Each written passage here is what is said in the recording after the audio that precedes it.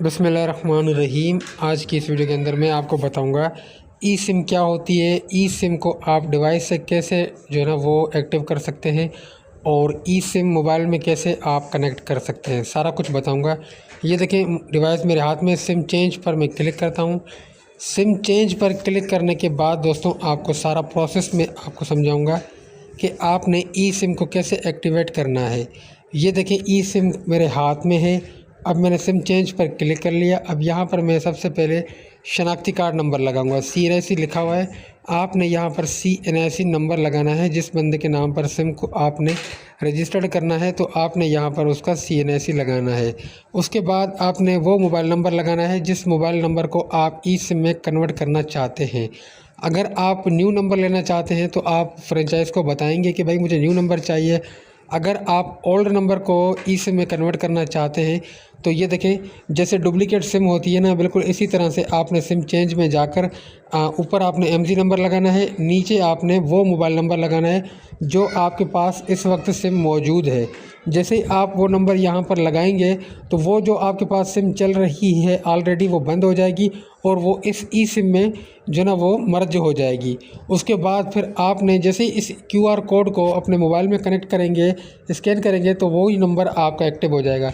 अब देखिए यहाँ पर शनाख्ती कार्ड नंबर लगा लिया, मोबाइल नंबर लगा लिया, MG नंबर लगा लिया। अब मैं फिंगर लगाता हूँ यहाँ पर, राइट हैंड है लेफ़्ट हैंड है कोई भी है, वो इतना तो आपको पता ही होगा। मेन जो चीज़ होती है ना वो ये परेशानी होती है कि भाई ई सिम में नंबर को कैसे हम जो है ना वो मर्ज कर सकते हैं। तो भाई जैसे सिम डुप्लीकेट होती है ना, बिल्कुल आपने इसी तरह से डुप्लीकेट करनी होती है तो आपका जो पुराना नंबर होगा वो ई सिम में कन्वर्ट हो जाएगा।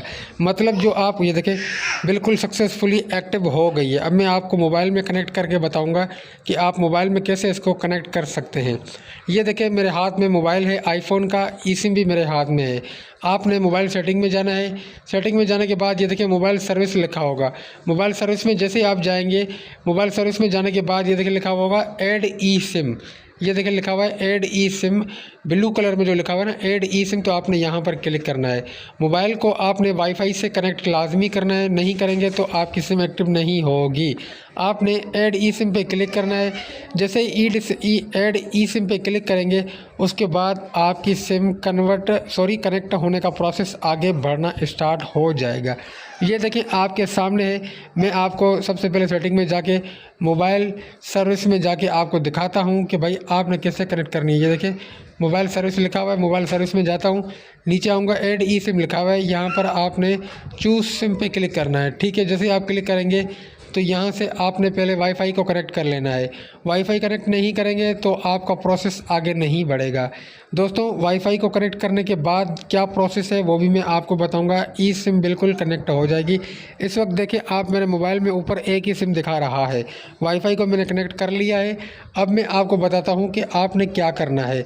बैक आना है, आपने मोबाइल सर्विस में जाना है और नीचे आना है ऐड ई सिम लिखा हुआ है, आपने यहाँ पर क्लिक करना है। जैसे यहाँ पर क्लिक करेंगे उसके बाद आपका प्रोसेस आगे बढ़ेगा। दोस्तों जब तक प्रोसेस आगे नहीं बढ़ेगा, ये देखिए अब ये यहाँ पर आगे अभी आपसे पूछ रहा है किस तरह से आप इसको करेक्ट करना चाहते हैं। तो मैं QR कोड पे क्लिक करता हूँ। QR कोड पे जैसे क्लिक करूँगा अब मुझसे पूछ रहा है QR कोड को स्कैन करें। मैं इस तरह से QR कोड को स्कैन करूँगा। दोस्तों जैसे ही QR कोड स्कैन हो जाएगा ऑटो डिटेक्ट करेगा, आपने तस्वीर नहीं निकालनी। उसके बाद कनेक्ट पे आपने क्लिक करना है। एक्टिवेट ई सिम लिखा हुआ है, नीचे कनेक्टिंग लिखा हुआ है, आपने कनेक्ट पे क्लिक करना है। जैसे कनेक्ट पे क्लिक करेंगे प्रोसेस आगे बढ़ेगा। ठीक है दोस्तों, ये देखिए प्रोसेस इस तरह से आगे बढ़ रहा है। यहाँ पर आपने वेट करना है।